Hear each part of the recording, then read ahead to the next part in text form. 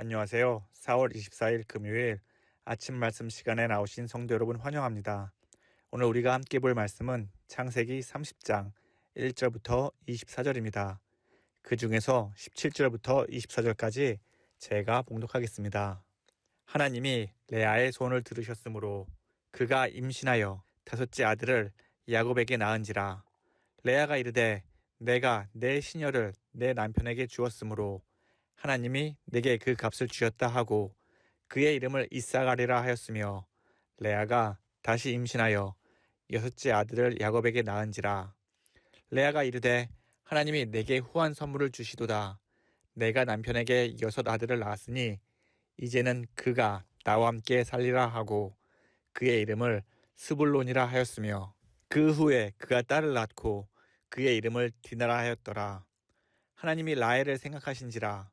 하나님이 그의 소원을 들으시고 그의 태를 여셨으므로 그가 임신하여 아들을 낳고 이르되 하나님이 내 부끄러움을 씻으셨다 하고 그 이름을 요셉이라 하니, 여호와는 다시 다른 아들을 내게 더하시기를 원하노라 하였더라.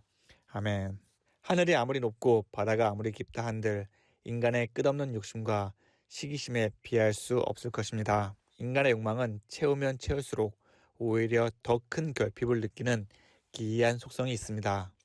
간절히 원하던 것을 손에 넣는 순간의 기쁨은 찰나에 불과하며, 인간은 금방 익숙해진 현실에 실증을 느끼고 더 크고 화려한 것을 다시 갈망하게 됩니다. 처음 내 집을 마련했을 때의 감격도 잠시, 나보다 더 좋은 집을 가진 다른 사람과 자신을 비교하기 시작하는 순간 마음속 평안은 사라지고 시기심이 고개를 듭니다. 그토록 갖고 싶었던 자동차와 옷들도 시간이 흐르면 빛을 잃고, 사람들의 시선은 자신이 소유하지 못한 더 좋은 것과 더 많은 것을 향하게 됩니다. 이처럼 내가 갖지 못한 것에 대한 과도한 집착은 결국 내면의 공허를 넘어 타인을 향한 원망으로 이어지기 마련입니다. 만약 우리가 이 마음을 스스로 다스리지 못한다면 더 나은 삶을 향한 우리의 노력은 결국 밑 빠진 독에 물을 붓는 것과 같은 헛된 수고가 될 뿐입니다. 오늘 본문 속 야곱의 아내 라헬과 레아의 모습은 결핍 앞에서 요동치는 인간의 본성을 적나라하게 보여줍니다. 고대 근동 사회에서 여인에게 출산은 개인적인 기쁨을 넘어 사회적 생존과 정체성과 직결된 아주 중대한 문제였습니다.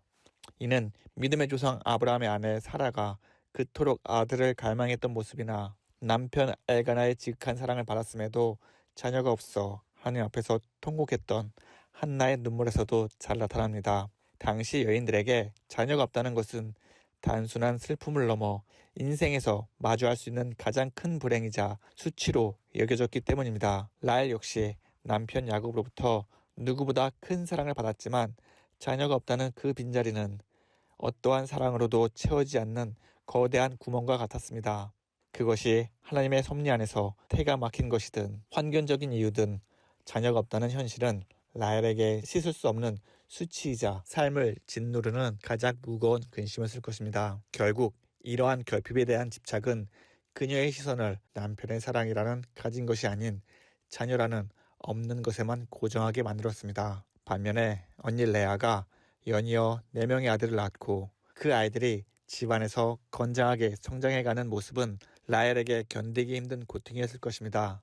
무엇보다 남편 야곱이 그 아들들을 대하여 기뻐하는 모습을 곁에서 지켜보는 것은 라헬의 마음속 불씨를 깊은 시기심의 불길로 번지게 했을 것입니다. 그녀의 시기심은 단순히 마음속에 머물지 않고 얼굴이 붉게 달아오를 만큼 격렬한 감정의 폭발로 드러났습니다. 급기야 그녀는 야곱을 향해 내게 자식을 낳게 하라. 그렇지 아니하면 내가 죽겠노라며 크게 화를 내게 이릅니다. 여기서 라헬이 내뱉은 말은 미래에 스스로 목숨을 끊겠다는 단순한 위협이 아닙니다. 그것은 자식이 없는 자신의 현재 상태가 이미 죽은 자의 삶과 다름없다는 뼈아픈 존재론적 절망의 표현이었습니다. 비록 남편의 사랑을 독차지하고 있었을지라도 생명을 잉태하지 못하는 자신은 공동체 안에서 가치없는 존재, 즉 살아있으나 죽은 자와 같다는 처절한 인식이 그녀의 온 마음을 사로잡았던 것이지요. 이처럼 시기심은 자신이 가진 가장 소중한 사랑마저도 보지 못하게 만들었으며 라헬 자신을 극단적인 허무와 절망으로 몰아넣었던 것입니다. 자녀라는 결핍에 매몰된 라헬은 결국 시기심에 눈이 멀어 가족간의 불화를 자초하고 말았습니다. 두 여인은 이 문제를 기도로 풀거나 영적으로 해결하기보다 철저히 인간적인 수단과 방법으로 돌파하려 했습니다.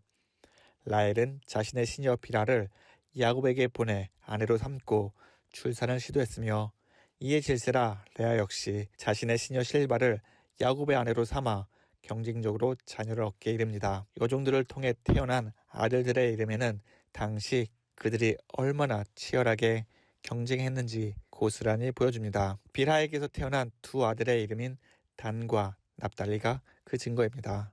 단이란 이름의 어원은 판단하다, 억울함을 풀다 라는 의미를 가지고 있습니다. 아이를 얻지 못해 겪었던 수치와 억울함을 하나님께서 판단하셔서 풀어주셨다는 라헬의 인간적인 승리 선언이 담긴 이름입니다. 납달리의 의미는 경쟁 혹은 씨름이라는 뜻을 가지고 있습니다. 이는 언니와의 싸움에서 내가 이겼다는 경쟁심의 표출이었습니다. 마치 전쟁과도 같은 이 출산 경쟁 속에서 두 여인은 아이를 도구 삼아 자신의 만족을 채우고 남편의 사랑을 확인하려 애썼습니다. 하지만 인간적인 수단으로 얻은 승리는 진정한 평안을 주지 못했습니다. 오히려 승리 뒤에는 또 다른 질투가, 채움 뒤에는 더 큰 갈증이 따르는 욕망의 굴레만 확인했을 뿐입니다. 그렇다면 남편 야곱은 어떤 역할을 했을까요? 영적 가장인 야곱의 태도는 이 불화의 불씨를 끄기는커녕 오히려 기름을 붓는 격이었습니다. 라헬의 절규 섞인 불만에 야곱은 그대를 임신하지 못하게 하시는 이는 하나님이시니 내가 하나님을 대신하겠느냐며 크게 화를 냅니다. 이 말 자체는 틀린 말이 아닙니다. 생명의 주권이 하나님께 있다는 사실을 정확히 짚어냈기 때문입니다. 하지만 문제는 이 정답이 아내의 고통을 공감하거나 영적으로 이끌어주기 위한 배려가 아니라 자신의 무력함을 방어하고 아내를 탓하기 위한 공격적인 도구로 사용되었다는 것입니다. 만약 야곱이 진심으로 하나님의 주권을 존중했다면 그의 할아버지 아브라함이나 아버지 이삭처럼 하나님 앞에 엎드려 간절히 기도하며 그분의 때를 기다렸을 것입니다. 또한 여종들을 아내로 삼아 대리 출산을 하자는 제안도 단호히 거절했을 것입니다. 하지만 야곱은 입으로는 하나님의 이름을 빌려 화를 냈을 뿐 실제로는 두 아내의 요구에 휘말려 인간적인 수단에 동조하고 말았던 것이지요. 이처럼 영적 중심을 잃은 가장의 방조 아래 라헬과 레아 사이에는 누구의 아들이 더 많으냐를 두고 처절한 경쟁이 시작되었습니다. 하지만 인간적인 수단은 결코 근본적인 해결책이 되지 못했습니다. 아들의 숫자는 늘어났을지언정 그들 중 누구도 진정한 만족과 평안을 누리지 못했기 때문입니다. 오히려 스스로 생명을 잉태할 수 없다는 비참한 한계만을 제약해냈을 뿐 경쟁이 깊어질수록 시기심과 절망의 골 또한 깊어질 뿐이었습니다. 이것이 바로 인간이 마주한 실존적 한계입니다. 마음속 깊은 곳에서 피어오르는 작은 시기심이 분노를 낳고 그 분노는 결국 관계 속에서 불신과 불화의 씨앗을 뿌립니다. 야곱과 레아 그리고 라헬의 관계는 이미 인간적인 시각에서 돌이킬 수 없는 파국으로 치달았을 것입니다. 하지만 이들이 시기와 질투와 원망이 뒤섞인 그 위태로운 가정이 무너지지 않고 회복되어 수 있었던 것은 하나님께서 그들의 연약함을 외면하지 않으시고 친히 개입하셨기 때문입니다. 하나님은 고통 속에서 부르짖는 레아의 소원을 들으셨고 홀로 절망하던 라헬을 생각하셔서 그녀의 다친 태를 여셨습니다. 그 결과 레아는 이스라엘과 스불론을 얻었고 라헬은 그토록 고대하던 요셉을 품에 안게 되었습니다. 이처럼 인간의 시기심과 인간적인 수단이 난무하는 현장 속에서도 하나님의 섭리는 쉬지 않고 일하고 계셨습니다. 결국 라헬과 레아의 계획이 성공한 것이 아니라 그들의 불안정한 삶을 통로 삼아 하나님의 계획이 성취된 것이죠. 우리의 삶도 이와 같습니다. 우리는 매일 정교한 계획을 세우며 그 계획대로 하루하루 살아갑니다. 하지만 그 계획이 일어날 때마다 우리는 우리 뒤에서 일하시는 하나님의 은혜, 하나님의 섭리를 늘 생각하고 하나님께 감사하며 살아야 합니다. 우리의 앞날을 누가 알겠습니까? 당장 10분 후에, 1시간 후에 우리는 예상치 못한 여러 변수와 마주할 수도 있습니다. 주변의 환경의 급격한 변화나 갑작스러운 건강 문제로 우리가 쌓아 올린 계획과 모든 공동탑이 쉽게 무너질 수 있습니다. 그럼에도 불구하고 우리가 그런 어려움과 혼란을 겪지 않고 우리가 우리의 모든 계획이 하나하나 차례차례 진행되는 것은 내 뒤에서 우리와 함께 일하시는 하나님께서 우리에게 큰 힘과 능력과 큰 사랑을 베풀어 주셨기 때문이라 믿습니다. 그리고 모든 것이 다 하나님의 섭리 안에서 이루어졌음을 우리는 믿습니다. 이런 삶을 살아가는 저와 여러분 되시기를 간절히 소망합니다. 우리 다 함께 기도하겠습니다. 사랑과 은혜가 풍성하신 하나님 아버지, 불꽃 같은 눈동자로 우리를 지켜주시고 우리의 모든 삶을 하나님의 세밀하신 섭리 가운데 인도하여 주시니 참으로 감사합니다. 늘 부족한 우리를 예수님의 무한한 사랑과 하나님의 놀라운 은혜로 채워주시고 날마다 하늘의 기쁨을 맛보며 살아가게 하시니 그 은혜 또한 감사드립니다. 하나님, 간절히 구합니다. 우리가 우리의 연약함을 깨닫고 오직 예수님만을 전적으로 의지하며 살아가게 하여 주시옵소서. 나의 결핍과 부족함이 누군가를 향한 시기와 질투로 변질되지 않게 하시고 오히려 그 빈자리를 예수님으로 채워 더욱 말씀에 순종하며 살아가는 거룩한 백성이 되게 하여 주시옵소서. 하나님, 하루하루 살아갈 때마다 때로는 걱정과 근심, 깊은 한숨이 우리를 찾아옵니다. 그럼에도 불구하고 세상을 이기신 예수님만을 바라보게 하시며 마주하는 모든 시련을 넉넉히 이겨낼 수 있는 하늘의 힘과 지혜를 허락하여 주시옵소서. 우리 앞에 놓인 문제들을 하나하나 해결해 나갈 때마다 하나님의 선하신 계획을 피부로 느끼게 하시고 우리의 성품이 더욱 예수님을 닮아가게 하여 주시옵소서. 예수님께서 우리의 삶을 이끄실 때마다 주저함 없이 아멘으로 화답하며 기쁨으로 순종하는 진정한 하나님의 백성이 되게 하여 주시옵소서.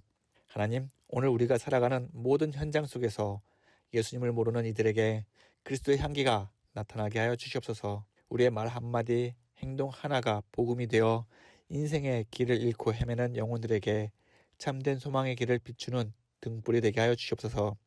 하나님, 우리가 예수님 안에서 누리는 이 하늘의 기쁨이 우리에게만 머물지 않기를 원합니다. 아직 주님의 사랑을 알지 못하는 우리 사랑하는 가족과 이웃과 친구들이 있다면 그들에게 이 기쁨이 생명처럼 흘러가게 하여 주시옵소서. 그리하여 우리 주변에 있는 모든 이들이 우리와 함께 하나님을 경배하며 하나님의 백성으로 거듭나는 구원의 날이 속히 오게 하여 주시옵소서. 하나님, 오늘도 우리의 삶 주님께 드립니다. 주님의 뜻대로 우리를 사용하여 주시옵소서. 이 모든 말씀 우리 주 예수 그리스도의 이름으로 간절히 기도드립니다. 아멘. 오늘도 기쁨 가득 복된 하루 보내시기를 바랍니다. 감사합니다.